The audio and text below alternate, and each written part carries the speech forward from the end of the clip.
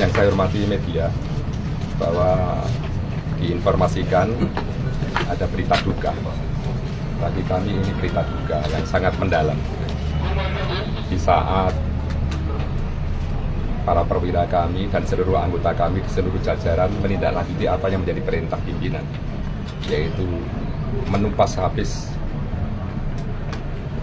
segala sesuatu yang bersifat ilegal, baik itu illegal logging, illegal fishing, illegal mining, termasuk human trafficking, people smuggling, dan seterusnya. Menjadi atensi dari Bapak Presiden dan juga pastinya kementerian lembaga menindaklanjuti hal ini. Oleh karenanya sudah saya perintahkan seluruh jajaran untuk menertibkan, bahkan untuk menindak secara tegas sesuatu usaha-usaha yang bersifat ilegal. Satu di antaranya adalah illegal mining. Yang kita temukan adalah peristiwa saat ini yang pastinya kami menyampaikan turut berbelasungkawa yang sangat mendalam terhadap anggota kami sendiri, perwira kami sendiri, yang pastinya juga keluarga besarnya atas peristiwa yang terjadi ini. Peristiwa singkatnya adalah belum bisa kami rilis secepat ini untuk secara detail, tetapi secara umum kami akan meluruskan, mengingat pemberitaan sudah cukup banyak dari beberapa media yang nanti khawatir dari pemberitaan itu akan membias dan tidak fokus pada peristiwa yang terjadi. Sehingga berita yang kami sampaikan ini adalah A1, karena kami sudah mendalami sejak tadi malam, sejak peristiwa terjadi pukul 00.15 waktu Indonesia Barat sampai detik ini kami mengikuti dan terus melakukan pendalaman, walaupun yang bersangkutan sedang dalam pemeriksaan. Disampaikan bahwa pada minggu-minggu ini dan juga hari-hari sebelum peristiwa ini terjadi, salah satu Polres sedang melakukan penegakan hukum terhadap pekerjaan-pekerjaan tambang yang diduga ilegal.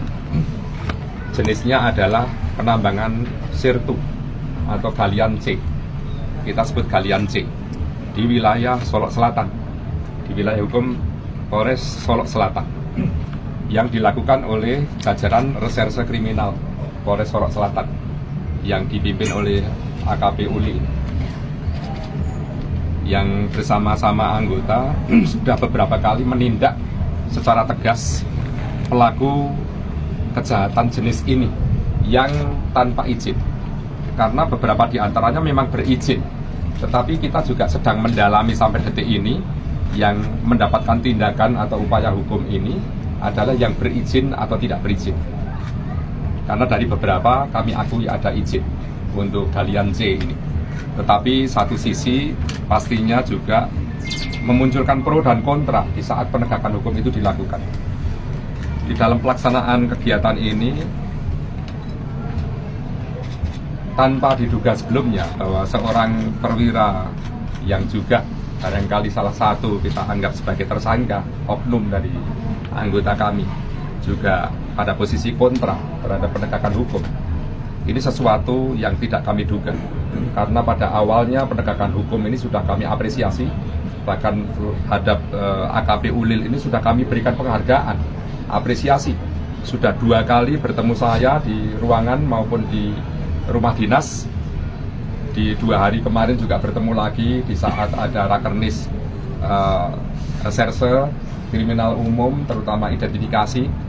Saya bertemu lagi dan memberikan apresiasi kepada yang bersangkutan atas prestasi penegakan hukum terhadap tambang, terutama galian C yang ada di Solok Selatan yang diduga ilegal.